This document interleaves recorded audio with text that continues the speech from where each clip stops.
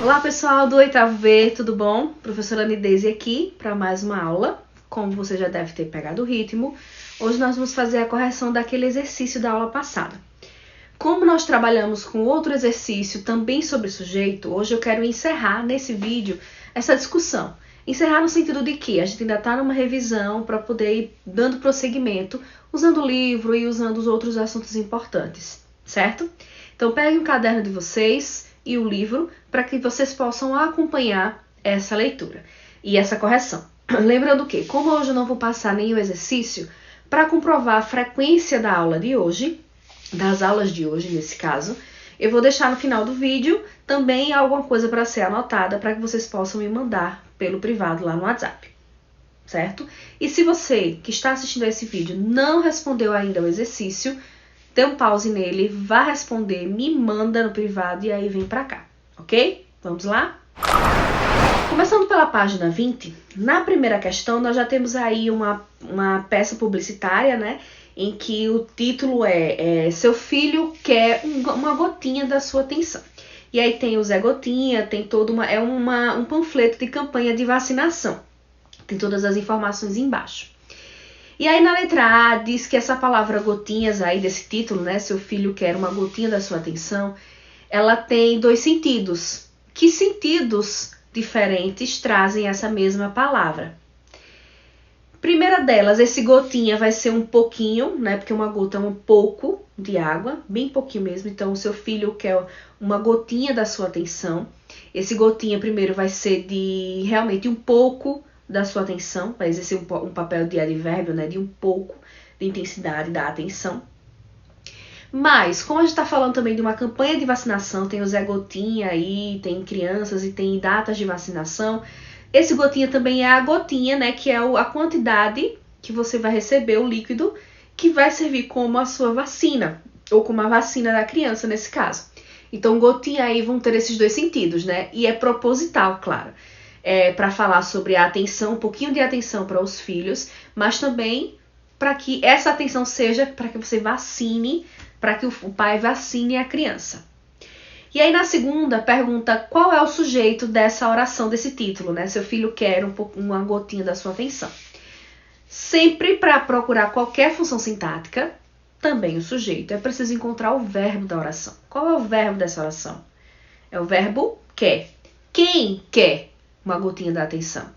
Seu filho. Então, seu filho é o sujeito dessa oração, que é um sujeito simples, porque é visível e só tem uma dessas duas palavras que é a mais importante, que nesse caso é filho.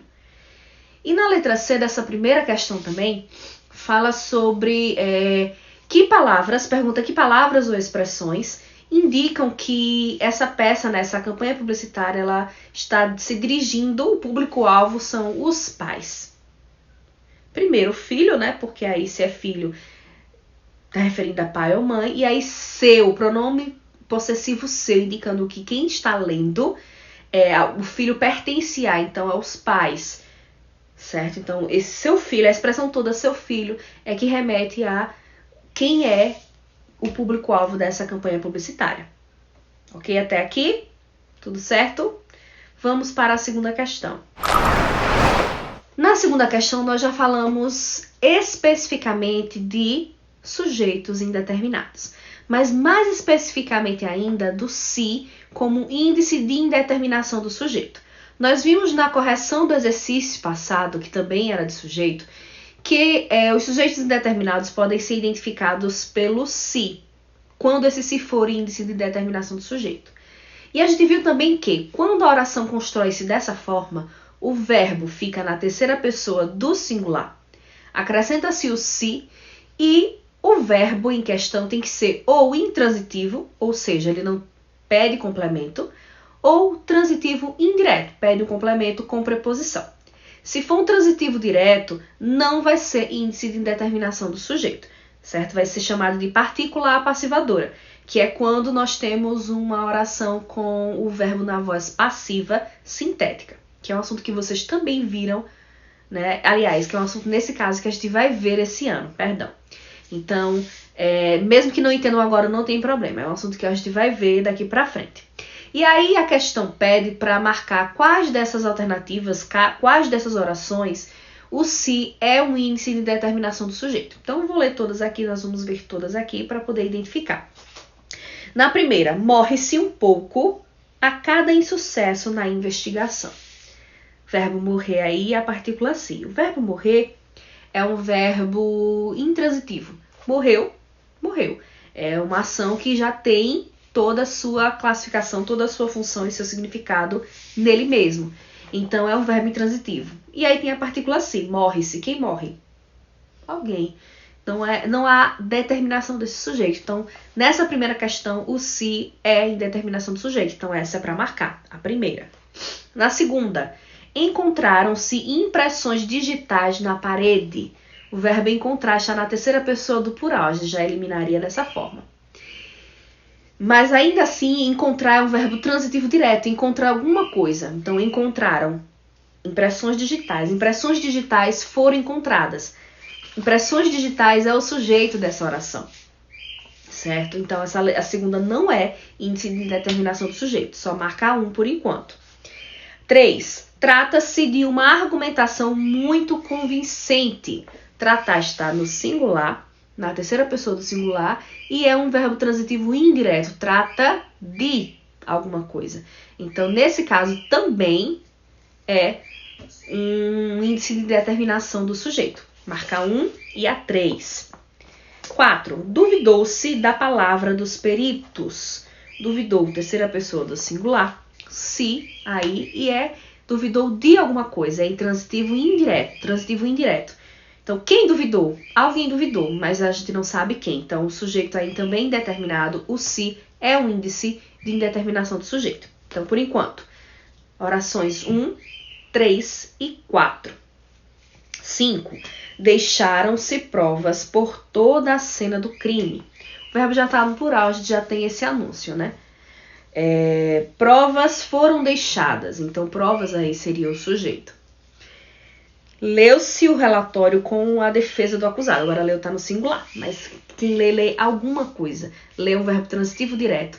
O relatório foi lido. O relatório é o sujeito. Então, não tem sujeito indeterminado. Portanto, as orações que têm sujeitos indeterminados, ou melhor, que o se é um índice de indeterminação do sujeito, são as orações 1, 3 e 4. E aí, conseguiram acertar? Se não, não tem problema. Apaga, anota direitinho. O importante de fazer exercício é que a gente possa fazer a correção e possa aprender com os nossos erros, certo? Vamos para a última dessa página. A terceira questão dessa página 20 pede para que, nessas orações todas que ele passa aí, transforme-se o sujeito, o sujeito dessas orações em sujeitos indeterminados. O que é que a gente precisa fazer? Encontra o verbo, sempre encontra o verbo, tá? O verbo tem que estar na terceira pessoa para ser indeterminado. Se estiver no plural, não precisa da partícula se. Se não estiver no plural, coloca-se o se, tá bom? Mas, claro, nem tudo a gente pode colocar a partícula se, ou o se, né, o índice de determinação.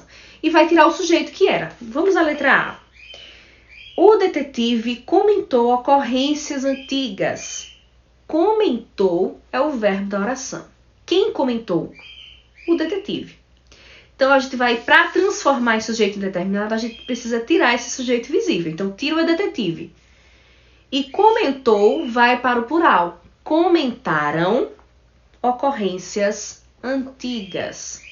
Aqui não dá para colocar a partícula se, porque o verbo comentar é um verbo transitivo direto. Com um transitivo direto, ele não pode ter o índice de determinação do sujeito. Então, comentaram ocorrências antigas. Assim, a oração agora ficou com o sujeito indeterminado. Na letra B, Sinhazinha Ramos roubou o anel. O verbo é roubar. Quem roubou? Sinhazinha Ramos. Então, retira Sinhazinha Ramos. Eu posso deixar o verbo do jeito que está e acrescentar o se. Roubou-se o anel. Porque o verbo roubar é intransitivo, né? O anel só está especificando. Ou, se acharem melhor, roubaram o anel. Então, roubaram um anel é a forma mais adequada. Coloca o verbo na terceira pessoa do plural e continua do mesmo jeito, certo? Na letra C, o hospital precisa com urgência de novos médicos. O verbo é precisa. Quem precisa? O hospital. Então, o hospital é eliminado.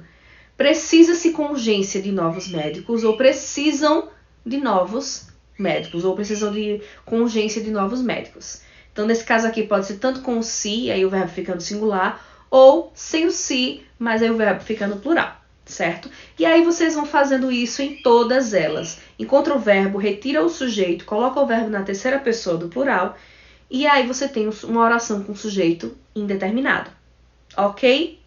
Vamos agora para as questões da página 21. Na primeira questão da página 21, traz aí uma tirinha de Armandinho. É isso?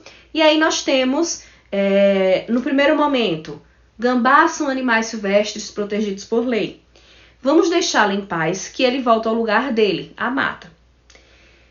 Não tem mais mata, tio. Cortaram tudo para fazer um condomínio. E aí a letra A já pergunta, qual é a crítica feita? Nessa tirinha há uma crítica sendo feita. Normalmente, as tirinhas de Armandinho, que é esse menininho aí, tem uma crítica. Qual é a crítica sendo feita? É a do desmatamento. Ou seja, ele pegou um gambá como um animalzinho de estimação, colocou numa casinha, e o tio dele disse que deixasse em paz porque ele ia voltar para o lugar dele, que era a mata. E aí o menino disse que não tinha mais mata. Ou seja, ele não tinha mais lugar, ele não tinha mais moradia, porque o ser humano estava avançando e estava destruindo as matas, que é uma realidade. O desmatamento é uma realidade e é a crítica dessa tirinha. Na letra B, na fala inicial da tira, que é gambás são animais silvestres, qual é o sujeito da oração? O sujeito é gambás. Qual é a classificação de gambás? É um sujeito simples, tá? Invisível, e só ele é o sujeito, o núcleo, a palavra mais importante. Então, é um sujeito visível. Qual é o sujeito da oração? Vamos deixá-lo em paz. Vamos deixá-lo em paz. O sujeito é nós. Nós não está visível aí, mas a gente consegue identificá-lo pela desinência do verbo vamos. Por isso, ele é classificado como sujeito desinencial, ou, como eu expliquei para vocês, também chamado de sujeito oculto, que é aquele que, mesmo que não esteja visível na oração, a gente consegue facilmente identificar. Então, sujeito nós, que é um sujeito oculto. E aí, na letra D, releia a fala abaixo, observando a forma verbal destacada. Cortaram tudo para fazer um condomínio. E aí o verbo cortaram é que está sendo marcado. Qual o sujeito da forma verbal destacada? Quem cortou? Alguém, né? E aí justifica, quem cortou alguém, mas quem? Por quê? O sujeito é indeterminado. Porque não se tem uma pessoa específica. O desmatamento não acontece só na região do Armandinho. Ou não é uma pessoa específica que é responsável. É toda uma indústria, né, que é responsável. Então não tem como você nomear, dizer quem está cortando, porque é mais de uma pessoa, não é uma pessoa específica. E aí, quando não se tem uma pessoa específica, a gente indetermina esse sujeito. Certo aqui? Vamos então para a última questão. Na última questão, que é a segunda da página 21, também tem uma tirinha, uma outra diferente, que começa assim, tem um título para a tirinha, né? Filme de terror para larvas. O pica-pau fura o tronco em busca de alimento. A porta, estão batendo, não abra. Então, na letra A, no primeiro quadrinho, como a imagem reforça o título. É importante frisar aqui que tirinhas, que é um gênero textual que a gente está bem habituado, espero eu, mistura, faz uma mescla de linguagem, é por isso que é chamado de linguagem mista, que é quando eu tenho textos verbais, né, que é a palavra mesmo escrita, misturado com imagens. E as duas são importantes para interpretar, eu preciso observar todos esses elementos, não só o que está escrito, mas as imagens também dizem muito e é preciso interpretar isso também. E aí o título é Filme de Terror para Larvas. Como é que esse título ele entra em comunhão, né? Ele fala com a imagem que está abaixo, que é a de uma larvinha, ó. Dá para ver? A larvinha aqui se tremendo, suando todinha. Então mostra aí uma junção, né? É um filme de terror para larvas e é uma larva que tá ali tremendo com cara de assustada. Então reforça que é um filme de terror específico para esse público, que são, nesse caso, as larvas. O terceiro quadrinho, né, que tem as 3 larvinhas aqui, mostra o tronco que é perfurado pelo pica-pau, mas de outro ponto de vista. Qual o ponto de vista apresentado? Se vocês observarem aí, no segundo e no terceiro quadrinhos, as ações acontecem ao mesmo tempo, só que com pontos de vista diferentes, ou seja, quem está vendo é de forma diferente. No terceiro quadrinho, o ponto de vista é o ponto de vista das larvas que estão dentro daquele tronco. No segundo quadrinho, o ponto de vista é do próprio pica-pau, que está por fora do tronco. Então, é a mesma ação, mas vista de forma diferente. E é importante isso. O mesmo fato, a mesma ação, o mesmo acontecimento, olhados de pontos de vista diferentes, vão ter sentidos e vão ser vistos de formas diferentes, como a gente vê nessa tirinha aí, certo? Na letra C, por que a expectativa criada pelo título da tira, em comparação com o que ocorre de fato na história, provoca humor? Você lê o título, filme de terror para larvas. A gente imagina que seja um filme, elas estão lá assistindo um filme de terror e ficam com medo. Mas, na verdade, o terror é real, não é um filme. O terror é elas estarem ali dentro da casinha delas e tem um predador ali batendo, buscando o alimento, que no caso elas são os alimentos do pica-pau, certo? Então, quando tem filme de terror, parece que elas estão ali assistindo. Quando a gente assiste a um filme de terror, nós não somos as vítimas. Nós ficamos com medo porque tem um bicho lá, tem susto, mas a gente não está no filme, a gente está só como espectador. E o que acontece no final dessa história, dessa tirinha, é que, na verdade, as larvas elas não são espectadoras, elas não estão simplesmente assistindo a um filme de terror, elas estão vivendo. Então há essa diferença e por isso essa quebra e esse humor. No segundo quadrinho, o texto é atribuído a quem? Esse segundo quadrinho aí, o pica-pau fura o tronco em busca de alimento. Queria que vocês percebessem a estrutura, tanto do balãozinho, ó, que não é um balão, no terceiro quadrinho são balãozinhos que tem uma seta, indicando para cada larva, né? Nesse segundo é um quadrado, não tem seta nenhuma. É porque não é nenhum personagem falando, nem mesmo o pica-pau, até porque ele é o sujeito aí, o pica-pau fura. Não fala de si mesmo na terceira pessoa. É um narrador, alguém de fora visualiza aquilo e conta. Não é o próprio personagem, certo? Perdão. Na frase do segundo quadrinho, qual é a forma verbal? Muita gente respondeu, e eu acho que foi uma fila coletiva, né? O modo verbal, o tempo e o modo verbal. É só a forma verbal mesmo, que é o fura. Colocaram aí presente do indicativo. Tá certo, é presente do indicativo, mas eu queria só que colocasse o verbo mesmo, fura. Qual é o sujeito? Quem fura? O pica-pau. Então, esse vai ser o sujeito dessa oração. E na letra F, em que oração há sujeito indeterminado? Justifique. E por que essa construção foi empregada na tira? Estão batendo na porta, lá no terceiro quadrinho. Essa é a oração. É um sujeito indeterminado porque alguém está batendo, mas elas não sabem ou não querem saber quem é. Mas pedem para não abrir. Por que foi usado? Porque elas estão lá dentro, elas não estão vendo. É como, por exemplo, se a gente não estivesse esperando visita em casa e alguém batesse na nossa porta. A gente não sabe quem é. Se a gente não estava esperando ninguém, a gente não sabe quem é. Então, estão batendo. Eu não sei quem é, mas existe alguém batendo na porta. É por isso que foi utilizado. No caso delas também, certo? Então, com esse exercício, a gente finaliza o tema de sujeitos indeterminados, finaliza em revisão, em exercício, mas caso ainda tenham alguma dúvida, a gente vai trabalhar isso e vocês podem me procurar no privado, certo? Para constar como aula assistida, de novo, esse anota aí, ó, da página 21 lá embaixo, usar estratégias para determinar o sujeito, vocês vão anotar bonitinho no caderno de vocês, vão tirar foto e me mandar no privado nessa aula, para constar como presença. E aí, mandou com o nome de vocês, eu preencho a frequência com essa informação, que você assistiu a essa aula hoje. Ok?